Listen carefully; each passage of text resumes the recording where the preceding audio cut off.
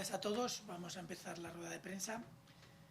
Como ya se está haciendo una costumbre, los jueves nos acompaña la Secretaria de Estado de Sanidad, que dará toda la información fundamentalmente relacionada con la parte que ahora es cada día más interesante por la esperanza que nos trae y por el impacto que está teniendo en la transmisión, que son las vacunas. Pero antes de eso vamos a dar una información breve de la evolución de la epidemia. Bueno, los datos indican que seguimos en la tendencia descendente que venimos observando ya desde hace varias semanas, si bien es cierto que en los últimos días se ha ralentizado mucho este descenso. Ahora mismo tenemos aproximadamente 8 comunidades, no es fácil definir en qué momento están todas, pero tenemos aproximadamente 8 comunidades que continúan con un descenso mucho más suave que el que se venía observando hasta ahora, pero que en principio podemos esperar que en los próximos días mantengan un cierto descenso. Tenemos 9 comunidades en las que, si bien también esperamos que haya descensos más dudosos, si ese descenso va a ser durante muchos días o va a ser solamente durante 1 o 2 y posteriormente se estancará. Y tenemos 2 comunidades autónomas en las que el descenso está claramente estancado o que creemos que podría estar estancado. Es cierto que no es fácil valorar a largo plazo, pero sí que en los próximos 2 o 3 días podríamos tener una evolución más o menos como la que le he dicho en los diferentes territorios. Los datos de hoy muestran una incidencia acumulada de 153 casos por 100.000 habitantes. Ahora mismo hay únicamente 3 comunidades autónomas por encima de los 200 casos por 100.000 habitantes, lo cual es un dato muy esperanzador porque va poco a poco poniendo al territorio en una situación de riesgo mucho menor. Pero sí que es cierto que este impacto que estamos viendo en la transmisión, que es muy importante, no está todavía teniendo el reflejo tan importante que nos gustaría ver en las UCIs. Las UCIs siguen estando con una alta ocupación. Es cierto que va descendiendo poco a poco, pero va descendiendo todavía muy despacio. Ahora mismo estamos todavía con una ocupación del 25% en las unidades de cuidados intensivos. Quiere decir que de cada 4 camas de cuidados intensivos, una está ocupada por pacientes con coronavirus. Y eso sigue siendo una carga enorme para las unidades de cuidados intensivos, sabiendo además que las enfermedades infecciosas que entran en cuidados intensivos requieren una atención y un trabajo alrededor superior al que pueden requerirlo otras. Sí que es verdad que la hospitalización está bajando algo más rápido. Estamos ahora mismo en un nivel de hospitalización del 8% a nivel nacional, lo cual son datos que evolucionan bastante más rápido que la UCI, son muy favorecedores porque en principio indicarían que podemos esperar que el número de nuevos casos que ingresen en UCIs no vaya a ser muy alto, pero sí que es cierto que las estancias en UCI se están alargando. Esto podría tener varias explicaciones. Estamos todavía estudiando y discutiendo con las comunidades autónomas a qué podría ser debido. En principio no es un indicador malo el que las estancias en UCIs se alarguen, no tiene por qué serlo, pero sí que es cierto que desde el punto de vista de carga hospitalaria dificulta la reducción de ocupación. Y eso obviamente es uno de los objetivos que nos interesan. En cuanto a la positividad de las muestras, sigue bajando poquito a poco. Tenemos ahora mismo una positividad del 6,4% y se siguen haciendo en 1.700, por encima de las 1.700 muestras por 100.000 habitantes por semana. Los fallecidos se mantienen claramente por debajo de los 1.000, como ya venimos observando desde hace también al menos 10 días. En los últimos 7 días han fallecido 681 pacientes, o sea, 681 personas. Y la letalidad que estamos observando también llevamos ya al menos 4 semanas con un claro descenso de la letalidad, con datos referentes a la semana 6. Saben que hay que dar un margen de un tiempo para valorar la evolución de la enfermedad hacia la curación o el fallecimiento, y dando un margen de 3 semanas, es decir, refiriéndonos a datos de la semana 6 hacia atrás, veníamos observando ya 4 semanas al menos de descenso claro de la letalidad. Tenemos que ver qué es lo que pasa en los próximos días para poder valorarla correctamente. Ahora mismo se encuentra ligeramente por debajo, se encontraría en la semana 6, en las personas que se infectaron o fueron diagnosticadas en la semana 6, la letalidad estaría ligeramente por debajo del 1%. Yo creo que son los datos principales en cuanto a la evolución de la epidemia. Sí que hay, en cuanto a los brotes, algún dato de interés que puede además relacionar la evolución de la epidemia con lo que luego nos comentará la secretaria de Estado sobre las vacunas. Sabemos, en cuanto a la evolución de brotes, estamos observando un descenso muy importante en el número de brotes, en todos los brotes, porque de hecho al descender la epidemia bajan todos los brotes, pero el impacto en los brotes en centros sociosanitarios está siendo muy marcado. Se está observando un descenso muy importante en el número de brotes en el centros sociosanitarios, hasta el punto que con el último informe, si no me equivoco al leer los datos, se notificaron solamente 8 brotes en centros sociosanitarios en esta última semana. Son datos importantes. Sí que es cierto que sigue habiendo brotes en centros sociosanitarios, pero el número es cada vez menor y el número de casos promedio, aunque en algunos puede ser un poco más alto, el número de casos promedio es menor. Otro de los ámbitos en los que es interesante mencionar la evolución de los brotes es el centro educativo. También está descendiendo, algo menos que en los centros sociosanitarios, lo cual es lógico. En un lugar están vacunados, en el otro todavía no, pero lo cierto es que está descendiendo muy rápidamente también los brotes en los centros educativos, y actualmente se encuentran abiertos o en funcionamiento el 99,4% de las aulas que hay en el Estado español. Únicamente un 0,6% de ellas, no sé si recordarán datos que dimos hace aproximadamente una semana, en la que hablábamos que era un 1% las que estaban en cuarentena, ahora mismo son un 0,6%, lo cual indica también la misma tendencia que estamos observando tanto en los datos como en los brotes en general. Y luego, por último, quería dar una breve información sobre la evolución de las variantes. Ya comentamos la semana pasada que la evolución parece ir algo más lento de lo que a priori se había estimado que podía ser.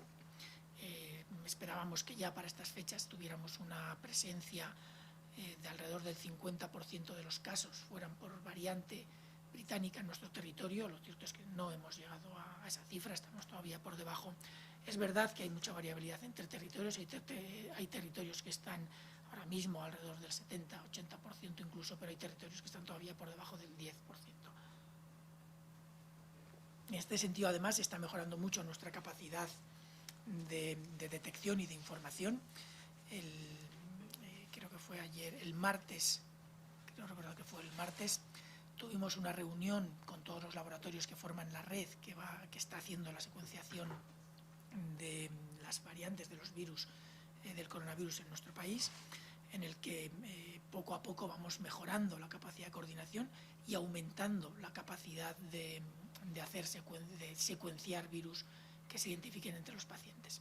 Esto va aumentando y, de hecho, entre un incremento de la capacidad y el descenso de la incidencia que estamos observando en las últimas semanas, actualmente estamos ya con una capacidad de secuenciación, según las estimaciones de lo que proponíamos secuenciar hace unas semanas, estaríamos ya en la posibilidad de cubrir el objetivo europeo, que sería estar cubriendo algo más del 5% de los casos con la variante secuenciada, con el virus secuenciado. Ahora mismo estaríamos en esa línea. Es cierto que todavía hay muchos detalles que organizar y que mejorar en la red. Es una red que se ha generado muy rápido, es una red que está todavía en periodo de construcción, podemos decir, pero lo cierto es que con la reunión del otro día quedó muy claro todo el interés de los laboratorios y de las comunidades autónomas por hacer una vigilancia completa del SARS-CoV-2, de este virus, que incluya toda la información epidemiológica y toda la información microbiológica que nos permita garantizar que la información que tenemos es lo más completa posible para que la toma de decisiones también sea lo más correcta posible. Yo creo que sin más. Secretaria. Muchas gracias, doctor Simón. Por hacerles un resumen de los principales avances en los últimos días con respecto a nuestra campaña de vacunación, se han entregado ya más de 5,5 millones de dosis a las comunidades autónomas, de las cuales se han administrado 4.229.092 dosis, es decir, un porcentaje superior al 75% de las dosis entregadas. Hay que resaltar que el dato correspondiente a la administración de vacunas en el día de ayer es un dato especialmente bueno. Se rozaron las 170.000 dosis administradas. Concretamente, se administraron 107.398 correspondientes a Pfizer, 7.997 correspondientes a Moderna y 54.377 correspondientes a AstraZeneca. Esto nos coloca ya en un escenario de 8,9 dosis por cada 100 habitantes y las personas con una pauta completa, es decir, que han recibido las 2 dosis correspondientes, supera ya el 2,77%. Son más de 1.300.000 personas.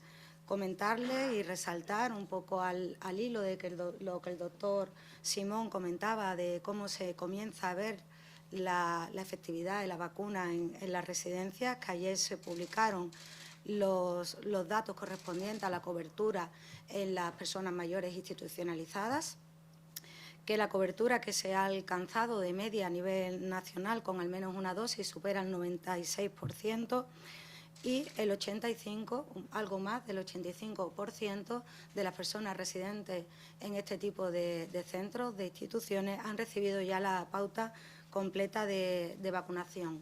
La idea es refrescar esta información con carácter semanal e ir gradualmente incorporando otros colectivos que están siendo objeto de vacunación. En cuanto a la distribución de dosis, como saben, el lunes recibimos 520.650 dosis de la vacuna de Pfizer-BioNTech y 367.000 dosis de AstraZeneca. Las próximas entregas que se producirán serán el lunes por la tarde, concretamente 538.900 vacunas de AstraZeneca y 546.390 dosis de Pfizer-BioNTech. Incrementaremos así un poco el porcentaje de cada una de estas vacunas, superando en un mismo día más del 1.000.000 de dosis entregadas. A lo largo de la semana, previsiblemente, sobre todo al final de la semana, se recibirán nuevas entregas de Moderna. En cuanto a todo lo que tiene que ver con el proceso de autorización para la comercialización de nuevas vacunas en la Unión Europea, como saben, hay una vacuna que próximamente, casi con toda seguridad, durante la semana que viene se autorizará su comercialización, que es concretamente la vacuna de Janssen, y teníamos otras 2 vacunas que habían iniciado ya ese proceso de rolling review, de evaluación continua, que eran Novavax y CureVac. Hoy ya la Agencia Europea del Medicamento ha hecho público que la vacuna de Sputnik iniciará también este proceso de revisión continua.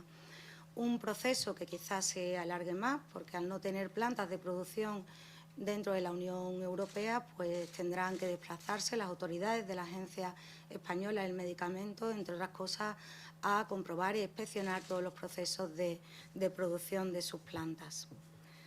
En último lugar, anunciarles muy brevemente que hoy se ha celebrado de nuevo la Comisión de Salud Pública, donde, como saben, están representadas todas las comunidades autónomas a través de sus directores y directoras generales. Entre otros aspectos, han tratado algunas medidas que se podrían consensuar de cara a la próxima celebración de la Semana Santa.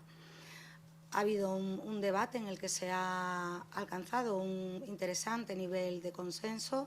Se han anunciado ya algunas medidas que tendrán que ser refrendadas en el próximo pleno del Consejo Interterritorial que celebraremos con los consejeros de Sanidad como cada miércoles. Estas medidas incluyen actuaciones entre las que se encuentran limitación de la movilidad, limitación de la movilidad nocturna y otro tipo de medidas que buscan sobre todo que bajemos la interacción social, ¿no? Medidas todas ellas que a lo largo de la pandemia han demostrado suficiente eficacia en el control de la transmisión. Por otra parte, también se ha aprobado ya un documento de recomendaciones para adaptar las medidas de las residencias de mayores y de otros centros sociosanitarios de carácter residencial en el marco de la vacunación, informando sobre todo a los profesionales y a los residentes de que aunque el riesgo disminuye de forma significativa, no desaparece por completo, por lo cual se conjuga una flexibilización de algunas actividades grupales, de disfrute de espacios comunes, pero siempre garantizando la seguridad, ¿no? Utilizando todas estas medidas que en la práctica seguimos utilizando en nuestra vida diaria: mascarilla, higiene de manos, distancia física, etcétera. Así que por mi parte nada más y muchas gracias. Muy buenas tardes. Atendiendo a la normativa vigente, hoy están de manera presencial Datadista, Infolibre, EFE, Sputnik y El Confidencial, y de forma telemática preguntarán también Europa Press, 65 y más, y Antena 3. Si os parece bien, pasamos al turno de preguntas en la sala. Datadista. Hola, buenas tardes. Mire, tenía dos preguntas para la secretaria de Estado. En primer lugar, le quería preguntar, con el documento aprobado de la Comisión de Salud Pública, que, como usted ha comentado, irá la próxima semana a la interterritorial, me llama la atención las medidas que se proponen, que en muchas comunidades autónomas son más estrictas de las que actualmente están en vigor. Por ejemplo, el tema del el confinamiento a partir de las 10 de la noche, que no están todas las comunidades autónomas, o las reuniones de hasta 4 personas. No sé por qué estas medidas se están pensando solamente para Semana Santa y no para el resto de semanas, ¿no? Y, en segundo lugar, respecto a la información de coberturas de vacunación por personas institucionalizadas, que, como usted ha comentado, se publicó ayer por primera vez. No sé si nos puede comentar qué grupos exactos forman parte de esta población diana. Ha comentado el tema de personas mayores, pero no sé si también están los grupos R2, R3. No sé si nos puedes comentar específicamente cuáles son los grupos que forman parte de esta cobertura. Muchas gracias. Sí, Antonio, se lo concreto a continuación con respecto por orden en la primera pregunta. Efectivamente, algunas de las medidas supondrán de alguna manera un endurecimiento de las medidas actuales. Hay varias cuestiones en las que existe un consenso en todas las comunidades autónomas y en toda la comunidad científica. Sabemos que no todas las semanas del año son iguales. No es lo mismo un puente y no es lo mismo, por supuesto, la Semana Santa, en la que se concatenan varios días festivos, en la traducción que tiene en la movilidad entre comunidades autónomas, entre provincias, etcétera, ¿no? Los datos de transporte así lo demuestran una y otra vez anualmente. Y sabemos, por la experiencia acumulada en los pasados meses, cómo esta movilidad ha impactado y ha provocado un incremento de la transmisión ya en otras ocasiones. De la misma forma, todos tenemos muy presente que estamos en un momento absolutamente crítico. Estamos en un momento en el que por fin empezamos a rozar de cerca la esperanza de la vacuna, pero en el que todavía no hemos conseguido una cobertura de vacunación de la población que garantice o que dificulte la transmisión del virus. Y tenemos ciertas amenazas. Tenemos, entre otras cosas, las amenazas de nuevas variantes, entre ellas la sudafricana o la brasileña, también la del Reino Unido, pero otras que pudieran aparecer y que pueden ser de interés porque su respuesta a las vacunas fuera distinta y las vacunas fueran menos eficaces, menos efectivas, ¿no? De ahí la necesidad de una época en la que tradicionalmente aumenta la movilidad y a veces se producen eventos multitudinarios, aglomeraciones, etcétera, hacer un endurecimiento de las medidas que nos permita superar esta última etapa de sacrificio que tenemos que hacer todos hasta que consigamos protegernos. Esa es básicamente la argumentación. Y luego, con respecto a las personas institucionalizadas, efectivamente, me alegra que me haya hecho la pregunta porque quizás no lo haya expresado de forma correcta. Son personas institucionalizadas tanto en residencias de mayores como en centros sociosanitarios de carácter residencial. Ayer facilitamos los datos concretos del número de personas en los que configuraban este grupo de población. Muchas gracias. Es el turno ahora del Confidencial. Hola, buenas tardes. Una pregunta para cada uno. Para la Secretaría de Estado, una aclaración, dado que el decreto del estado de alarma da poder a las comunidades autónomas para modular e incluso suspender las medidas. Tengo una duda. La decisión que se tome la semana que viene en el Consejo Interterritorial va a mandar sobre ese poder que tienen las comunidades autónomas. Y para Fernando Simón, quería preguntarle por la actualización de datos de Cataluña. Pasó hace unas semanas también con datos hospitalizados de Madrid. Usted dijo que no estaban al tanto, pero claro, es una gran cantidad de casos los que ha actualizado Cataluña y que han desaparecido del informe. Esto no sé si están preocupados, si están hablando con otras comunidades para que revisen los datos, si han detectado más fallos. Bueno, Darío, yo creo que hay una cuestión absolutamente fundamental. En primer lugar, aclarar que la fórmula en la que parte de estas medidas irían al interterritorial sería mediante una declaración de actuaciones coordinadas que, como usted conoce, ya se ha empleado en otras ocasiones. Pero para mí, más allá de cómo se elevará al interterritorial, yo creo que la cuestión absolutamente fundamental es que necesitamos que el mensaje sea muy unívoco en estos días con un significado especial para parte de la población. Miren, a veces se discute hasta la saciedad si lo correcto es limitar el número de personas a 4, el número de personas a 6, a 10, a solo convivientes. Dependiendo de la situación epidemiológica, puede tener sentido ser más restrictivo.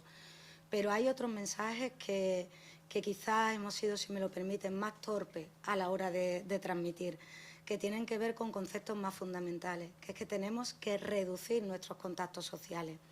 Es decir, más allá de que se limiten las unidades a 6 o a 4, lo importante es que intentemos relacionarnos en la medida de lo posible siempre con las mismas personas, ya sean 3 o ya sean 5, pero siempre con las mismas.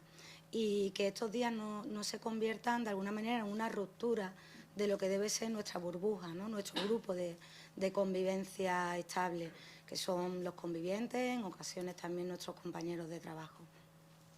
En cuanto a los datos, la actualización de datos que realizó Cataluña el otro día, bueno, lo ha comentado usted mismo, hay con cierta periodicidad, hay algunos datos que se tienen que corregir por múltiples motivos.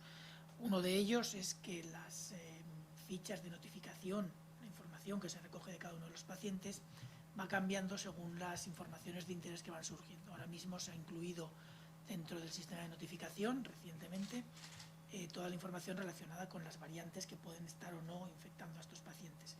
Por lo tanto, son modificaciones en los sistemas de vigilancia. Estas modificaciones en los sistemas de vigilancia requieren adaptaciones tanto a nivel central como a nivel de las comunidades autónomas. Normalmente, estas modificaciones se hacen sin mayor problema, pero en algunas ocasiones, a la hora de preparar todas las sintaxis que tienen que prepararse en los sistemas de vigilancia, se puede cometer algún error que pasa desapercibido y que hasta que no se detecta visualmente o hasta que no se detecta por efectos extraños que se observan en las series de datos, pues no puede ser que no se den cuenta los equipos de vigilancia. Es normal que esto pase, no tiene que pasar con frecuencia, pero sí que es normal que pase de vez en cuando. El punto importante es que se detecta, se corrige y que tenemos un sistema suficientemente flexible como para poder adaptarse. La flexibilidad es uno de los atributos que caracterizan a los buenos sistemas de vigilancia. Y tenemos, como digo, un sistema suficientemente flexible como para adaptarse a nuevas situaciones y para corregir errores que se detecten. Esto, como bien ha dicho, ha pasado con datos brutos, ha pasado con datos de hospitalización, ha pasado con información específica que, si bien no modificaba el número de datos, sí que modificaba las características de algunos de los casos, y son situaciones, como digo, que bueno, son esperables cuando se hacen modificaciones en los sistemas informáticos. Se espera que no pase con mucha frecuencia, pero sí que pasa y es corregible y se ha corregido. Es el turno ahora de Sputnik. Buenas tardes. Tengo varias preguntas para la Secretaria de Estado. Ha mencionado la llegada inminente de varias vacunas, con lo cual entiendo que es una buena noticia. Hoy conocíamos además que la Agencia Española Europea del Medicamento va a comenzar a estudiar la vacuna rusa, Sputnik V. ¿Veremos entonces un crecimiento exponencial del ritmo de vacunación en España, ya que tendremos el doble de vacunas? Y me gustaría saber si, llegado el caso, los ciudadanos podríamos llegar a elegir con qué vacuna nos queremos inmunizar. Eso en cuanto a las vacunas. Y en cuanto a la Semana Santa, habla de unanimidad, pero parece que Madrid vuelve a ser la díscola, ¿no?, en torno a las peticiones de restricción. Me parece...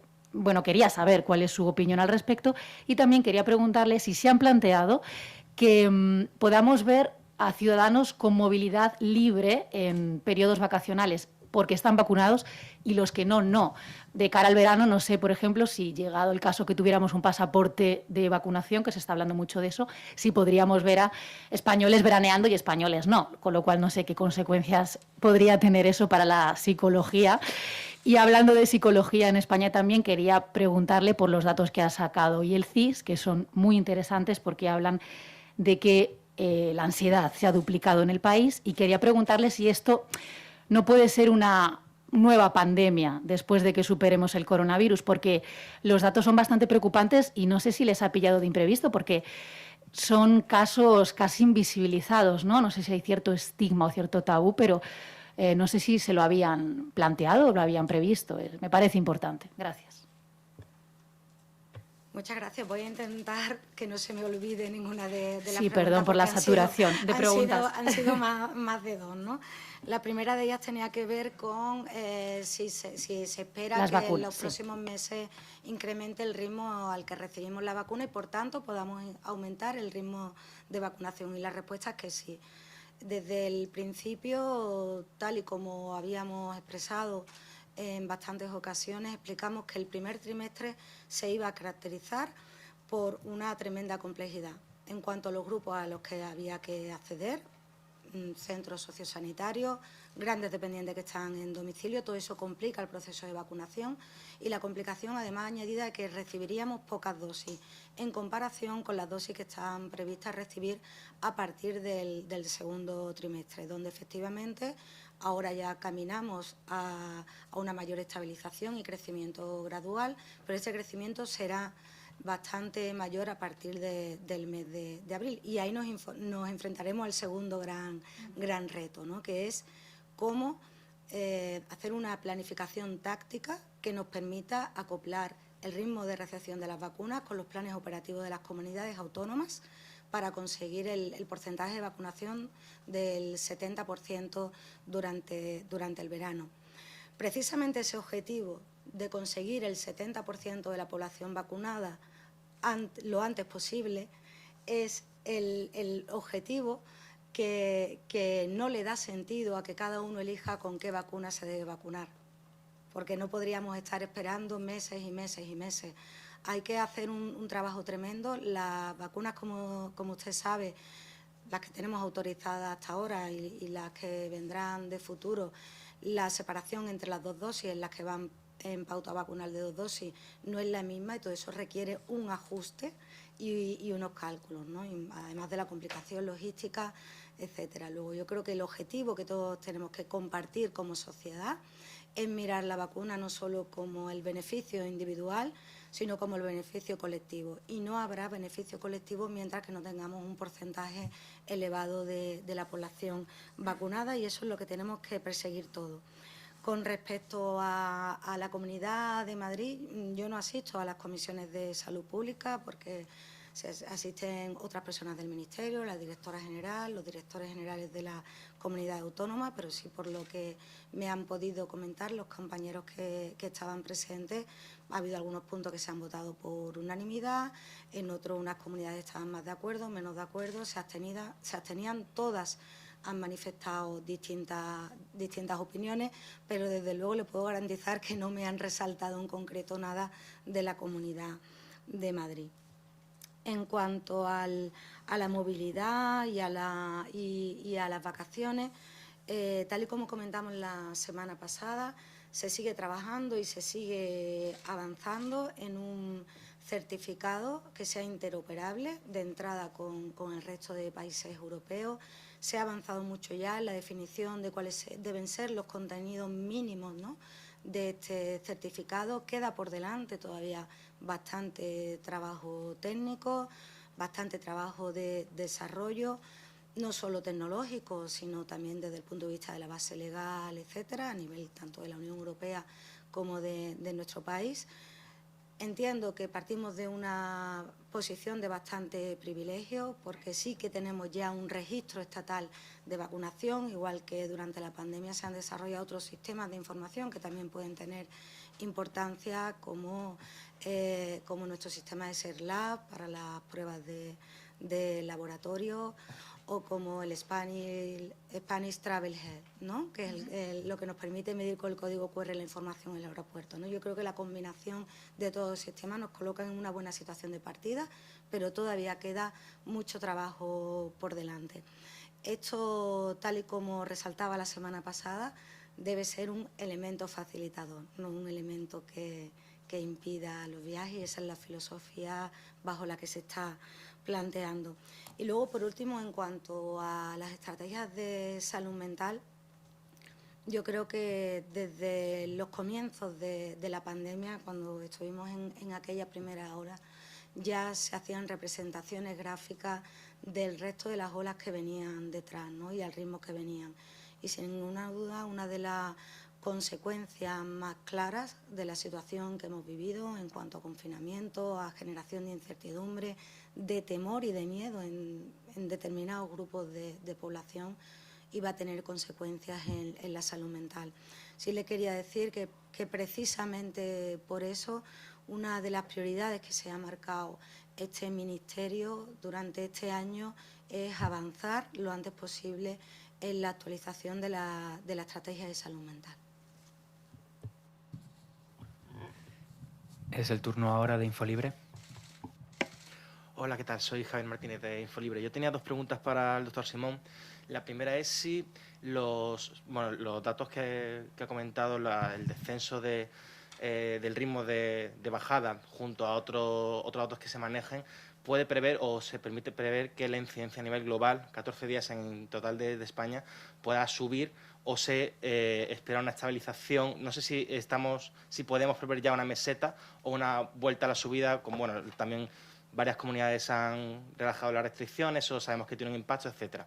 La segunda pregunta que quería hacerle es, ya dentro de poco se cumple el primer año del primer estado de alarma, el aniversario, y quería preguntarle por si alguna valoración de este año. Sé que es complejo porque han pasado muchísimas cosas, pero para que me diga un poco cuáles son los errores que usted tiene en la cabeza sobre su gestión, su labor al frente del CECAES, y también los éxitos que considere que ha derivado su gestión durante este año, un poco de una valoración global. Gracias.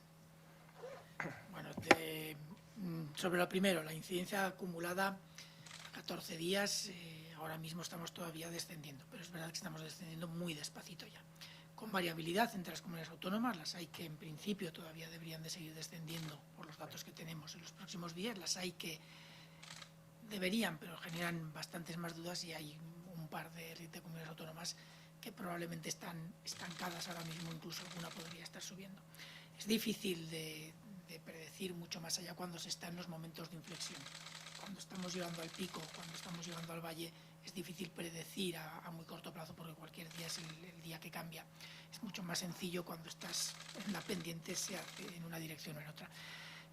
Sí que es verdad que la modificación de las restricciones, la relajación de algunas restricciones, que entiendo que se haga porque estamos descendiendo en gran parte del territorio muy rápido, tendrá un impacto o ha debido tener un impacto en este suavizado del descenso. No puedo decirle cuánto ahora mismo, pero es muy probable que sí que lo haya tenido. Hay otro aspecto que también tiene impacto en la velocidad de descenso, y es que las comunidades, cuanto más se acercan a un nivel, digamos, basal de transmisión muy bajo, la velocidad de descenso se reduce. Esto tiene que ser así porque es más difícil de reducir. O sea, pasar de 1000 a 500 es relativamente fácil implementando medidas muy duras. Pasar de 50 a 25 es mucho más complicado porque además las medidas no pueden ser tan duras.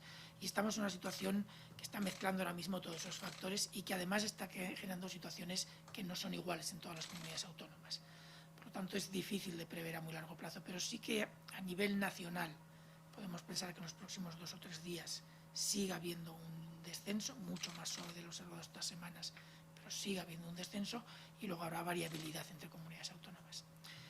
En cuanto al año, lo cierto es que no tengo apenas tiempo de pensar en que ya ha pasado un año del decreto de alarma. De hecho, mis cuentas suelen estar asociadas al mes de enero, cuando detectamos por primera vez la primera señal de riesgo.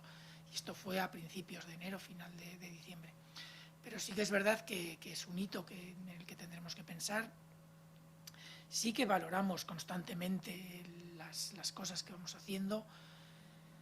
Las valoramos desde el punto de vista interno, sin compararnos con nadie, y también, obviamente, las valoramos comparándonos con la evolución en todos los territorios. Hay algo que hemos aprendido muy claramente desde que todo esto empezó. Tenemos que ser muy prudentes a la hora de valorar los éxitos, entre comillas. Los éxitos en un periodo pueden ser errores en el siguiente. Cuando consideramos que estamos haciendo algo muy bien y que las cosas están evolucionando muy bien, sin cambiar nada, ha habido situaciones en las que se ha modificado la tendencia. Y nos ha pasado a nosotros, les ha pasado a los franceses, les ha pasado a Italia, le ha pasado a Alemania, le ha pasado a Reino Unido, nos ha pasado a todos. Yo creo que una cosa que hemos aprendido claramente es que hay que ser muy prudente con todo lo referente a la evolución de la epidemia. Sí que es verdad que hay medidas que en algunos momentos podían haber sido más duras, hay medidas que en algunos momentos a lo mejor no tenían que haber sido tan duras. Dependiendo de la información disponible en cada momento, se ha tratado de tomar las medidas más coherentes con esa información disponible y con el conocimiento de la enfermedad. Sí que es verdad que vamos a tener que hacer una reflexión clara, porque a posteriori siempre se puede valorar mucho mejor de exactamente cuáles han sido las más útiles y cuáles no. Sí que un punto importante ha sido el proceso de aprendizaje que hemos tenido en España. En España, a partir de la primera ola, ha habido cambios drásticos en el funcionamiento de las residencias de ancianos y sus aspectos y los aspectos sanitarios relacionados con ellas o de salud. Ha habido cambios drásticos en los sistemas de información, la calidad, la velocidad y la capacidad de detección. Ha habido cambios drásticos en las capacidades de diagnóstico. Hemos tenido un sistema sanitario que ha demostrado una resiliencia y una capacidad de adaptación enorme. Tenemos estrategias claras de trabajo con el coronavirus a partir de la primera ola, basándonos en las lecciones aprendidas. Tenemos documentos de gestión y de actuaciones del riesgo. Tenemos sistemas de vigilancia que nos permiten analizar a tiempo, basándonos en indicadores muy precisos que tenemos identificados, en cómo debemos de actuar o cómo podemos informar a los decisores para que puedan actuar de la forma más rápida. Hemos aprendido, en cuanto a comunicación también hemos aprendido cosas, obviamente. Yo creo que y me imagino que en casi todos los países habrá sido igual, aunque algunos en mayor o menor medida, pero me imagino que en todos los países habrá sido igual. Hemos aprendido mucho y se ha demostrado en las siguientes olas. El impacto que han tenido la segunda y la tercera ola en el sistema sanitario, si bien han sido importantes, no tiene nada que ver con la primera.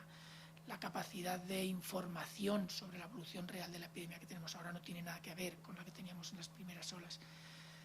Y luego hay, yo creo que un problema que es más nuestro también, pero yo creo que es del conjunto de la sociedad, y es que precisamente porque tenemos mejor información, una capacidad de reacción mayor, nuestros sistemas sanitarios han respondido, nuestros sistemas de salud pública han respondido y hemos aprendido sobre todo lo que ha pasado. A mí me da la sensación que estamos empezando a tener una cierta complacencia con incidencias que no son todavía buenas. Yo creo que estamos empezando en general a pensar que cuando bajamos de 500, de 300, de 250, de 200, podemos empezar a relajar porque hemos sido capaces de reaccionar en una o dos ocasiones previas. Y no vemos el conjunto de la información. Estamos todavía con ocupaciones de UCI muy altas, que si ahora mismo volvemos a tener un incremento, cuando todavía no estamos en incidencias suficientemente bajas como para darnos el margen de reacción que necesitamos, si ahora mismo hubiera un incremento mínimamente rápido de la transmisión, probablemente no tendríamos la capacidad de reacción que hemos tenido en la segunda y en la tercera ola. Las unidades asistenciales están todavía muy, muy saturadas.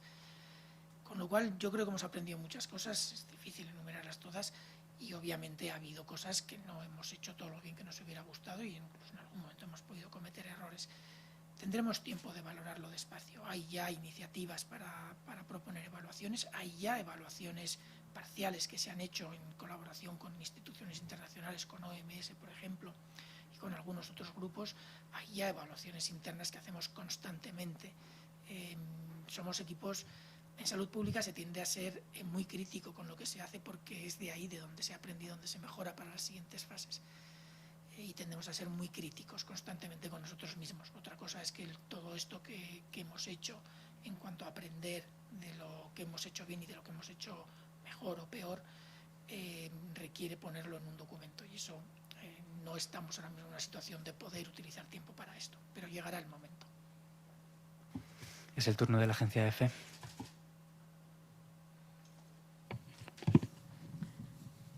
Sí, hola, buenas tardes. Volviendo al documento de la Comisión de Salud Pública para la Semana Santa, la secretaria ha hablado de interesante nivel de consenso, pero quería preguntarle qué comunidades se han opuesto, porque, por ejemplo, Canarias acaba de decir que ella no contempla el cierre perimetral para Semana Santa, aunque se supone que sería de obligado cumplimiento.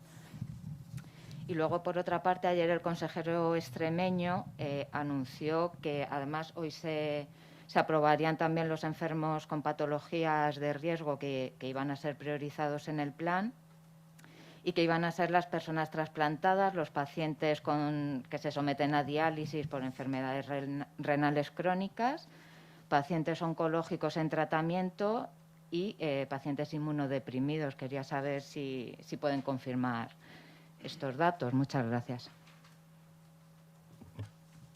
Bueno, con respecto a la primera pregunta sobre quién se ha puesto, no se ha sometido un documento, el conjunto de un documento a ninguna votación, sino que se ha ido debatiendo medida a medida, y hay medidas donde sí ha habido unanimidad y otras medidas no. Eso es lo que me trasladan.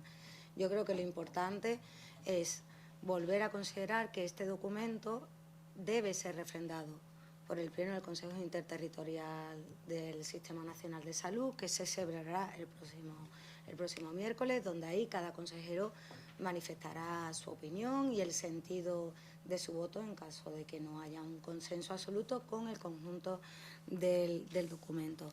Y con respecto a los próximos pasos de la estrategia de vacunación y la definición de los otros grupos de riesgo, que tienen un riesgo especial por sus condiciones de salud, de desarrollar COVID grave.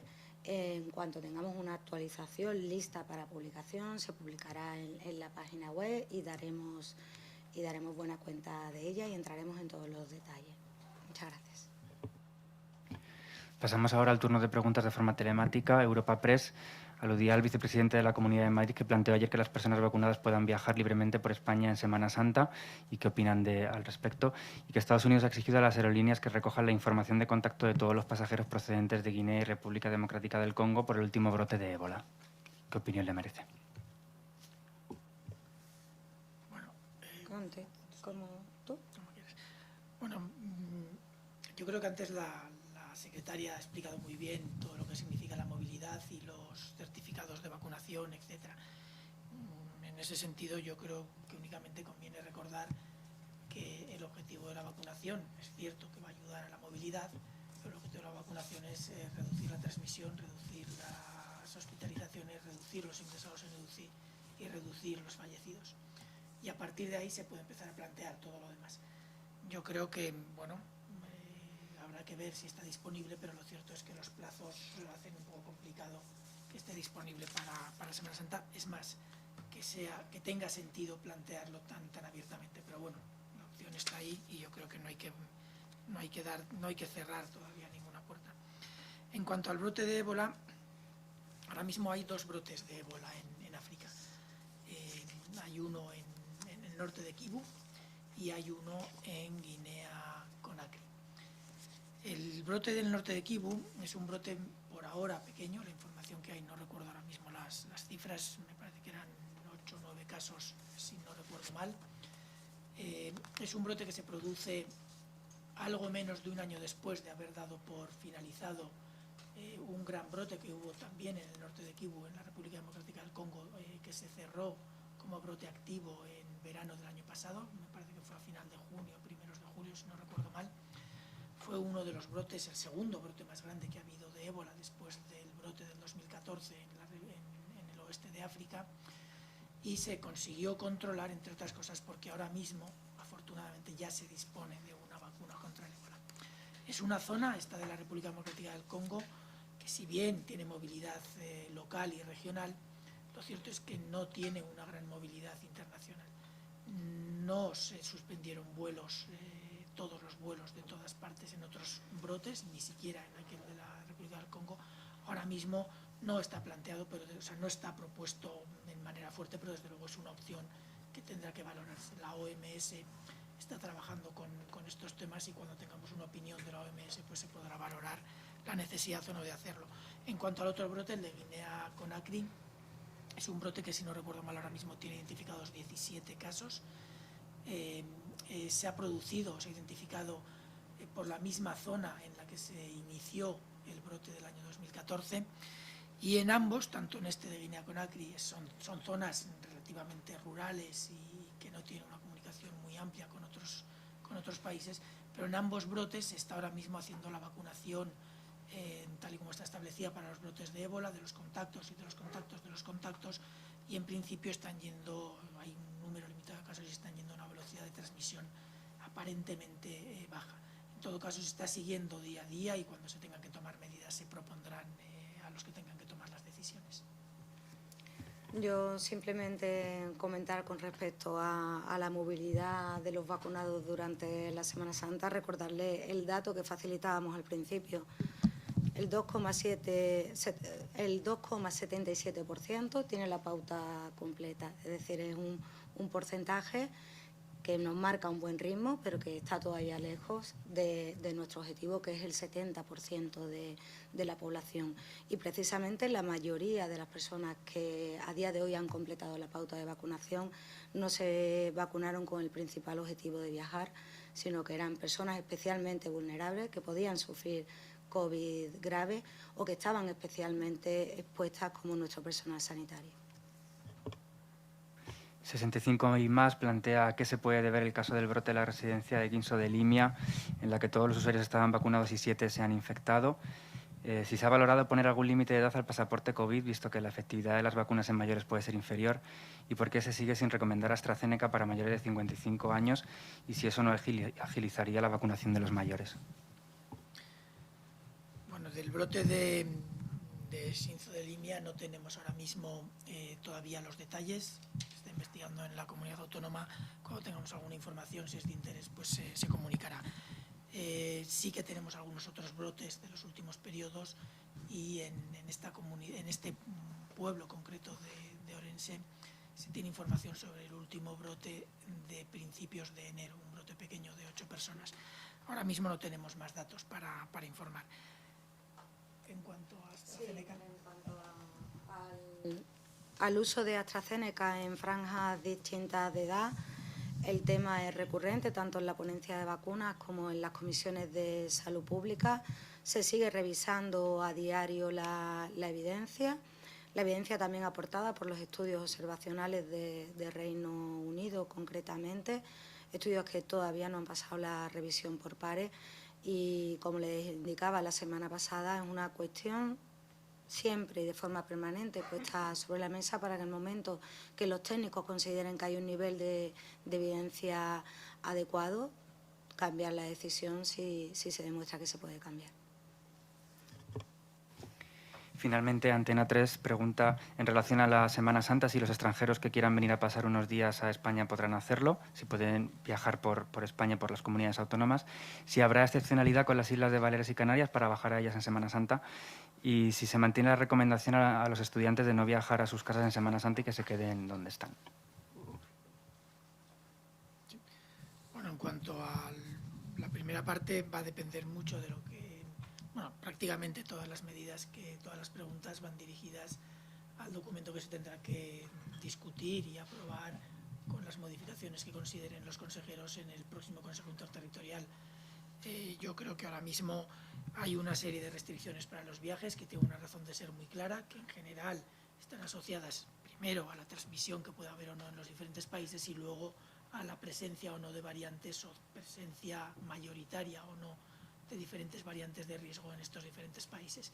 Sí que es verdad que va habiendo información que nos puede hacer en los próximos días, quizás las próximas semanas, modificar alguna de estas restricciones a los viajes, pero en principio ahora mismo son las que hay. Yo creo que hasta que no haya consenso sobre cuáles de estas se pueden modificar en el futuro, quizás sea más prudente no dar ningún adelanto de algo que no sabemos realmente cómo se va a decidir. Sí, creo que hacía otra pregunta relacionada con los estudiantes, ¿no? Y la vuelta a casa. Yo, más que centrarme concretamente en el colectivo de los estudiantes, me gustaría recordar una recomendación que repetimos continuamente, que es la de que todos debemos intentar evitar los desplazamientos que no sean estrictamente necesarios en la medida de lo posible. Y esa recomendación es una recomendación para toda la población, no solo para los estudiantes. Muchas gracias, secretaria de Estado. Muchas gracias, director del CAES. Damos por finalizada la rueda de prensa.